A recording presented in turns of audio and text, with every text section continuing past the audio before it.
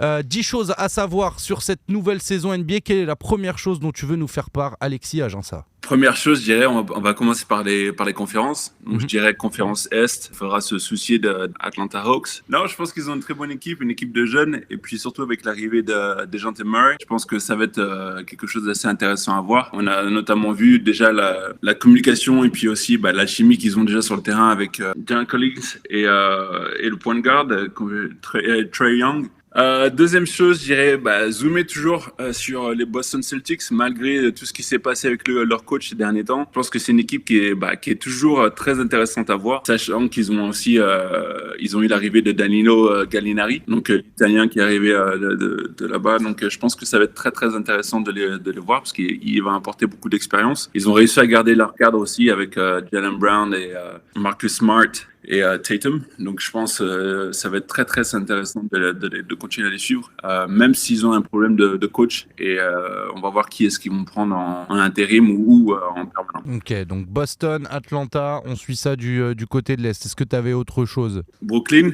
Regarde, ça a dit direct, les Nets, ça dit quoi cette saison? Est-ce que ça sera encore un favori décevant? C'est possible, on sait pas à quoi s'entendre avec Kyrie Irving, donc c'est le problème. Kyrie, on sait pas si un jour il va vouloir jouer, l'autre jour il va pas vouloir jouer. Comment tu l'as vécu toi cet été, Alexis, le fait que les deux stars aient demandé leur départ et puis en un mois tout s'est réglé et finalement ils vont démarrer la saison avec Brooklyn?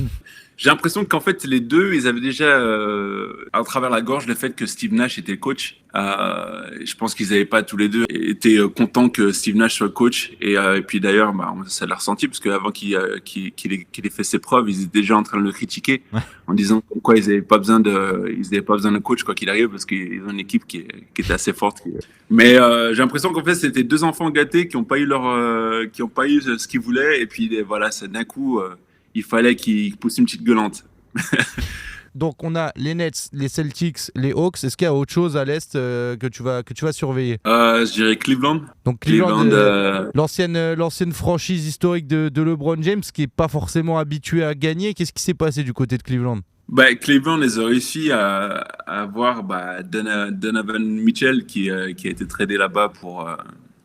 en même temps que c'était le trade de notre cher confrère Rudy Gobert, juste après quoi. Donc c'est vraiment, je pense que ça va être un gros coup dur, enfin un gros coup pour Cleveland, sachant qu'ils ont déjà un groupe de jeunes qui était déjà très fort. Ils ont perdu Ricky Rubio l'année dernière, il était blessé alors qu'il faisait une grosse saison, mais ils ont quand même des cadres comme Kevin Love, Levert. Comment il s'appelle, Caris Levert, Evan Mobley qui est très intéressant dans la raquette, et Jarrett Allen aussi qui est dans la raquette. Je pense que ces 4-5 joueurs, je pense que quand ils vont réussir à s'entendre sur le terrain, ça va être quelque chose d'assez intéressant. Cleveland, équipe à suivre. T'avais autre chose encore sur l'Est? Côté Est, il y a toujours les Bucks, mais je sais pas comment attendre des Bucks. Je sais pas parce que je me dis, Giannis, c'est dur de l'arrêter.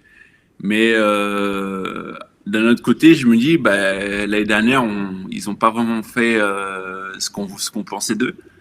Donc, je ne sais pas en fait si cette année, ça va pouvoir accrocher encore ou justement, vont passer à travers au premier tour, quoi.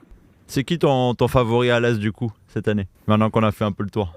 Il y a Philly aussi, Philadelphie. C'est pas facile. Ah oui, il y a Jojo aussi, c'est vrai. Philly, c'est pas mal. James Harden, je pense que si on retrouve le James Harden des Rockets, ça peut être assez sympa, tu vois. Ça dépend. Si Brooklyn Nets, ils arrivent à s'entendre, ils sont tous sur la même longueur d'onde, ils ont tous envie de jouer, là, je pense que c'est Brooklyn d'un coup. Même après, je pense que Atlanta peut poser problème à certaines équipes, surtout au niveau des playoffs. Et puis les Bucks, on ne sait pas à quoi s'attendre. Donc moi personnellement, je ne sais pas comment attendre des Bucks. Je ne sais pas si justement ils vont tout défoncer ou justement ils vont passer à travers.